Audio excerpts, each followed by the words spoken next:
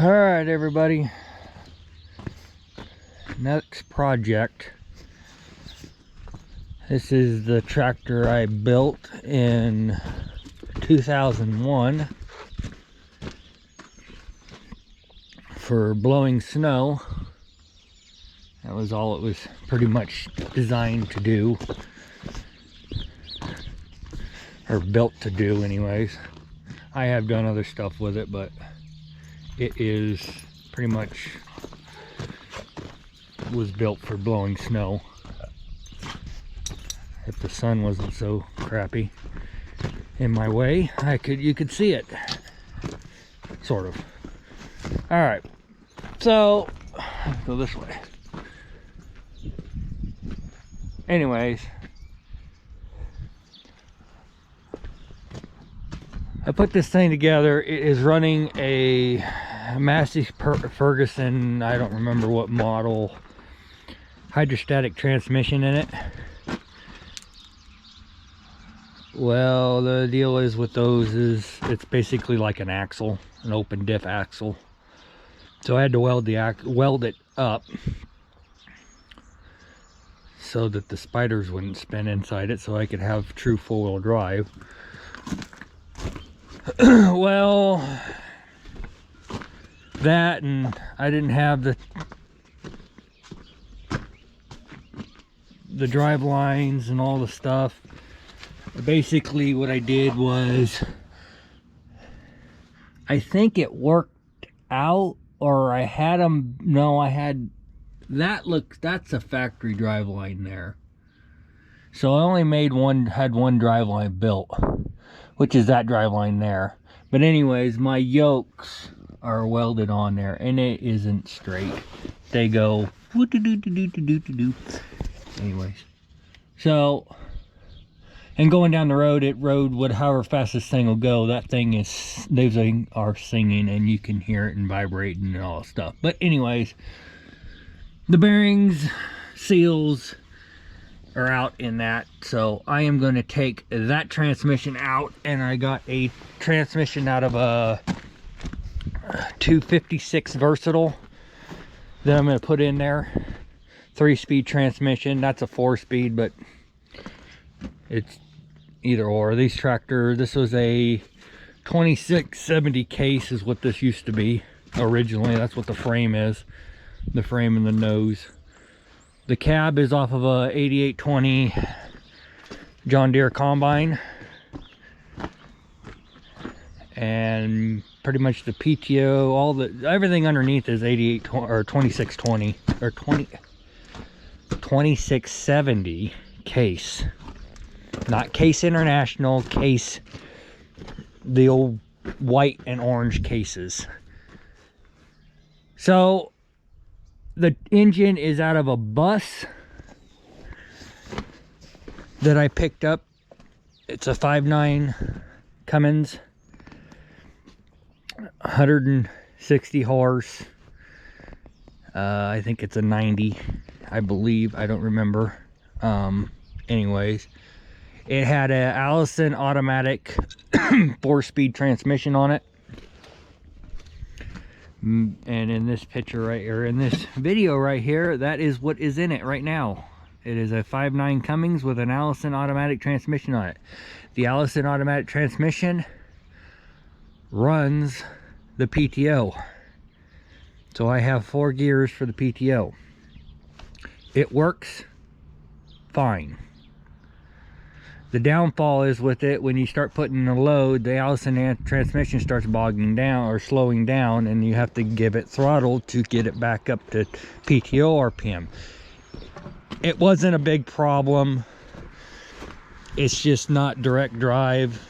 So that same 256 Versatile that I got, that is all tore up, I am taking the gearbox and the stuff off of the back of it, or it's already off of it. I'm just going to put it on the back of this Cummins here, because those had 4-cylinder Cummins in it, and the back of these 5.9s are the same. So I'm bolting that on the back of it. That will give me a direct drive PTO clutch, and I am going to move the hydrostat from the crank, which is here, onto the back of the motor like it is on one of those. That will give me room for a bigger radiator, so maybe I won't have a heating problem. This thing, I don't know. I'm going to basically put the radiator back in it, because the way I had it, I couldn't use the original 276 radiator or 2670 radiator because of that, putting that hydrostat underneath there like that. So anyways, that is what I'm going to do, or that's what we're doing now. I'm trying to get this motor, I got it started in on it. I'm going to pull the motor out of it. Motor and transmission, put that on there. I'm probably going to try to use the 256 hydraulic pump. This has got an open system on it, hydraulic system on it right now. I'm going to try to go to a closed system on just the hydraulic modes, like the remotes. Your hydraulic remotes are going to be a closed system. The steering system I'm going to keep as an open system, because I don't feel like changing the orbital motor and all the stuff in there. The full wheel steer, this is full wheel steer. It works on a separate toggle switch. So I have the steering wheel runs this set of axles, or no, the steering wheel runs the back axles, and the toggle switch runs these axles. I had it set up the other way, and when I would blow snow with it, I would never put my hand on the steering wheel, because I was always on the toggle switches, or on the toggle switch steering the rear axle. So I only use the full wheel steer, you know, when you kind of need it, but for the most part you're always just steering with the rear axle. It does come in handy when you need to steer with both, but it'd be nice to have it set up the way it was, where you could put it in full wheel steer mode and steer it, but we don't have time to mess with all the linkages, because they had cables and linkages and stuff. But here nor there, I still have all that stuff. I just never did ever get it to work right, so I took it all off and manually did it, or separated them so I could just do it that way. So I guess without me yammering on, I'm gonna get this thing pulled out, pull some more stuff off this thing. Well, I didn't film pulling the engine out of that tractor, but I got it in here in the shop. Got the transmission off, Allison off the back of it.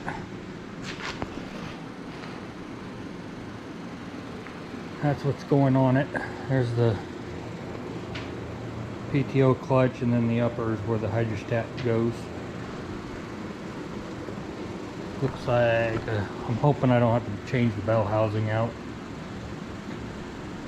I believe it's the same bolt pattern, so if it's the same bolt pattern, I shouldn't have to change it out. There's the flywheel for that, which came off of a 4-cylinder Cummins, not Ings.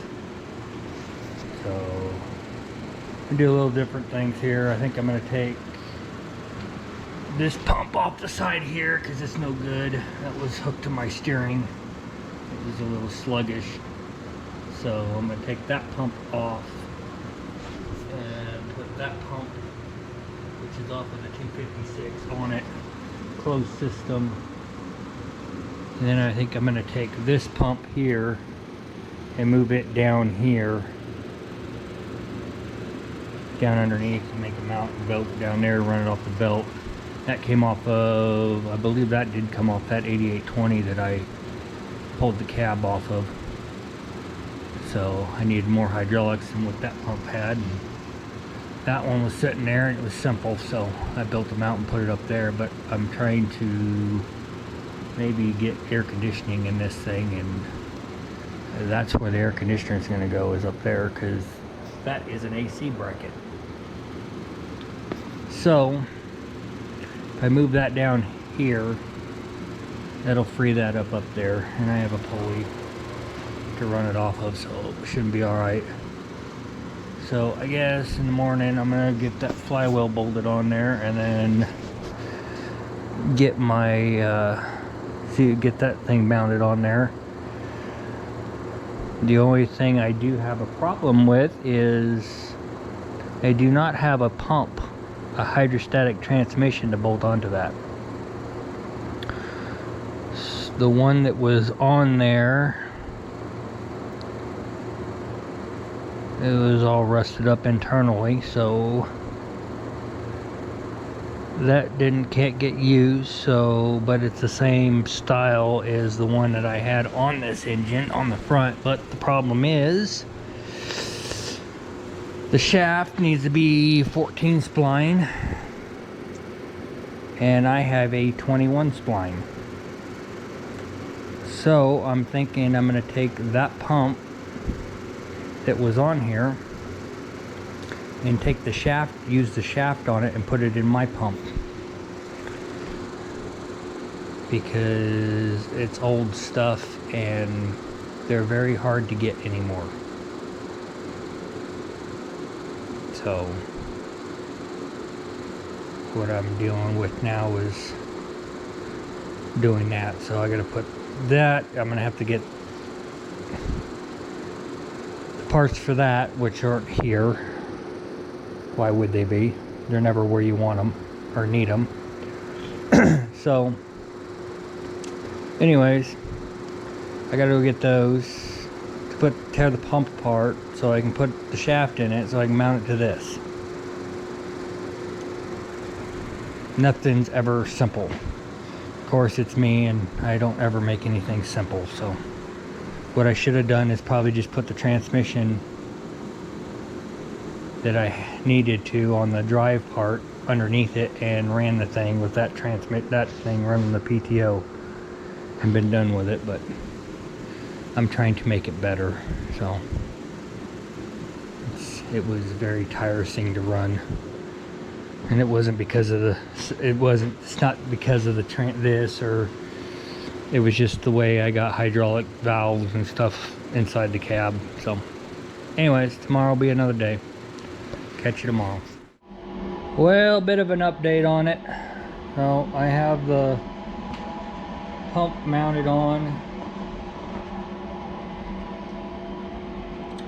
I have all this mounted back on the back.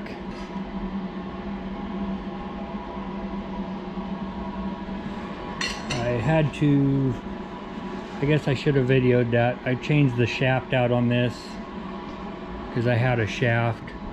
Matter of fact, I had the pump that came off of this thing, but it got moisture in it and rusted up. So, but anyways, the shaft was good, so I replaced the shaft in this pump with it, or hydrostat drive in it. Matter of fact, there's the one out of it right there. So anyways, I had to put that in there. Ordered gasket kit, put a new gasket, new front seal, new gasket here, new gasket there. I did not take the charge pump off. Replaced the O-ring in this because it was leaking, so a new gasket here. That was a fiasco because we dropped the pin that holds that in there down into the pump, and I was about ready to have to pull the pump back apart to get the pin out of it, but luckily we fished it all out with a magnet. So anyways, I made a gasket for this pump here because I found the gasket on the website with a Napa phone or Napa part number. I called Napa and gave them the part number, and then the next thing out of, you know, all parts people's mouth is, what's it going in, or what's it go in. When you give them the part number, it's kind of ridiculous. I don't understand that part. Anyways, I go, fine, I'll make it simple. I need the power steering vacuum pump gasket for like a 94 Dodge, because it's all the same. And about 5 seconds later he says, I don't think we carry that gasket or that part. I'm like, I gave you the part number for it and whatever. So anyways, I had to make a gasket. I was gonna silicone it, but I decided to make a gasket. Used a Cricut to cut that out. Worked pretty good, actually. I did have I screenshotted a photo of the actual gasket off the internet, which worked pretty fine. Which, there's this is my template one that I made, first one cut out. But the problem was with it is, if you don't take a square picture with it, you don't get squareness. So I couldn't do that. I was like, okay. So then I watched some videos of other people doing stuff, erasing things, and basically being it's got measurements and y-axis, z-axis all on the design thing, I was able to make a gasket from not even a picture. I knew the measurements, so I put it all in there and cut it out. Took me all day to do it, but I got it. So if somebody has one of those and needs a gasket and wants one now and not whenever they decide to get one, or they can't find one, you can do it that way. There's other ways to do it. But anyways, so I'm going to change the seal out in the back of this PTO clutch, and then I'm going to hope and pray that this thing fits back in that engine bay without me moving a bunch of motor mounts. This right here might have a problem. I don't know. I might be up against the back of my cab mount. So if that be the case, then I'm gonna have to build a motor mounts, and I really don't want to do that. But if it comes down to it, that's what's gonna have to happen. So I will get that seal changed and see if we can get this thing back in the tractor. Alright, well, got most of the stuff cut out of this thing that I did. So I could not get that motor back down in there where it was, because that pump hit that cross member from my cab. So I got to drop it down. So I cut all the motor mounts off this thing, and now I'm going to go in there and cut that transmission mount, because I'm not using that transmission anymore. And get that out of my way. Then I'm going to go get the other transmission that I'm putting in here and get it mounted up in there so that I know where I need to put this motor, so I can drop that engine down and or see where I can put the motor at, because I don't need to put the motor in here and then the transmission's sitting up too high and it's hitting that drive line. So that's the PTO drive line there. So anyways, I'm gonna go get that cut out of there and we will go from there.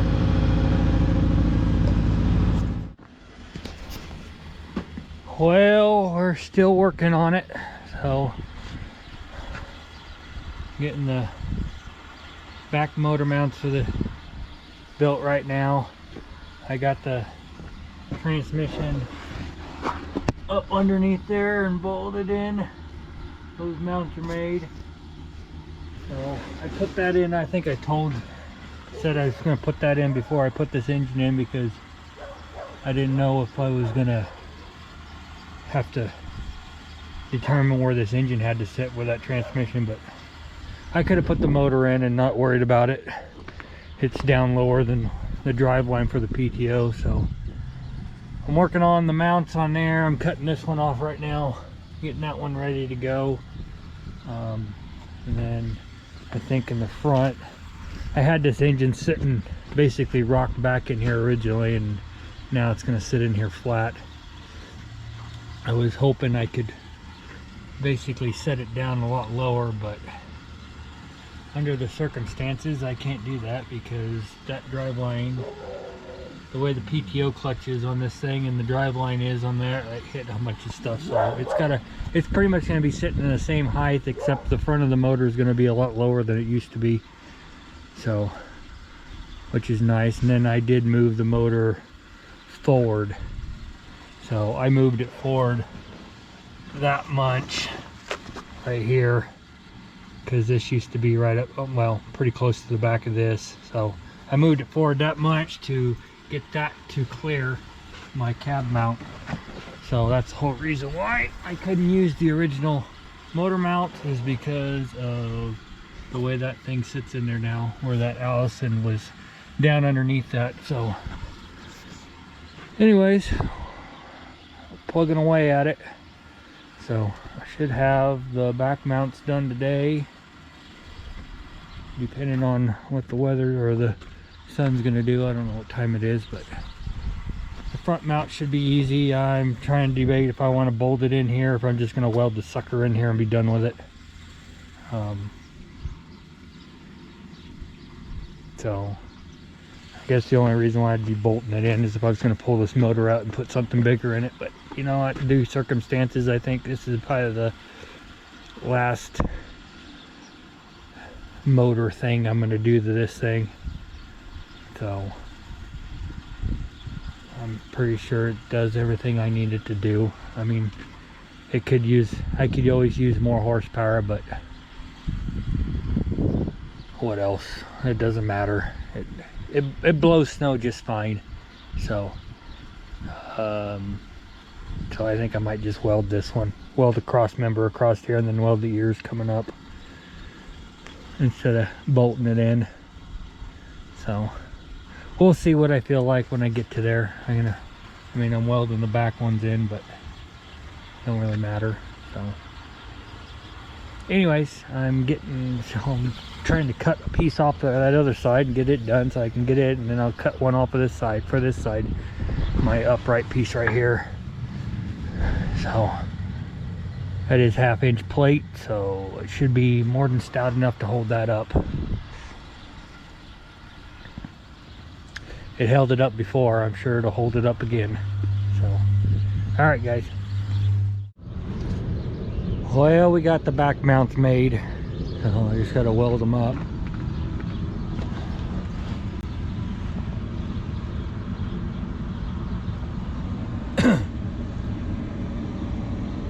And all tacked in there. So, pulled the motor out. I'm going to weld it up on this frosty morning. I think it's about 15 degrees out. So, sun's not up yet, but it's getting there. Got the little heater going, so I'm gonna freeze my ass off and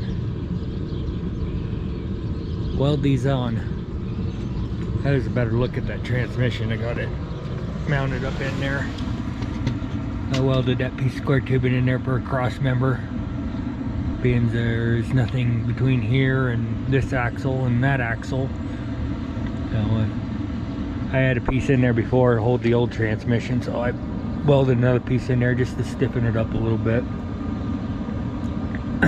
So I get this motor mounted and I can measure for 3 new drive lines, PTO drive line and the 2 axle drive lines. So anyways, that's where I'm at right now with this. So we'll get this thing welded up.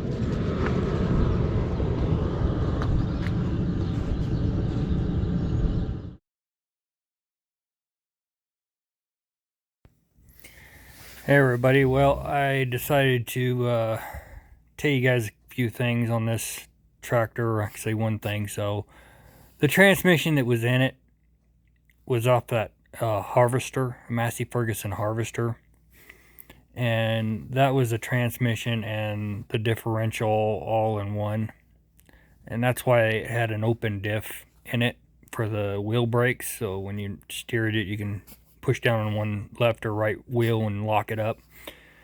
I had to weld it for this application so that it was like a true four-wheel drive. I'm taking it out. I could have fixed the bearing. There's nothing really wrong with the transmission. I could have fixed the bearings and put seals in it and put it back in and ran it. It would have been fine. The downfall was with the transmission was it was a 4-speed, but it was really hard shifting. Like I had to fight it to get it to shift to gears, and I know that the transmission that I put in it, they're really easy shifting, along with like the transmissions out of a Ford 9030. So that's the reason why I switched out the transmissions. I'm not really gaining anything. And I'm not really losing anything. The 4-speed transmission, the extra gear, it really didn't need it. These tractors originally are very slow, so dropping another gear in it really didn't matter. So the top end speeds on both transmissions, I believe, are going to be the same. So that's the reason why I switched it out. I'm going to finish up welding this up for you, and I will catch you guys on the next video. We're going to shut this video down right here, and we should be having the engine and stuff put back in this thing. So catch you on the next one.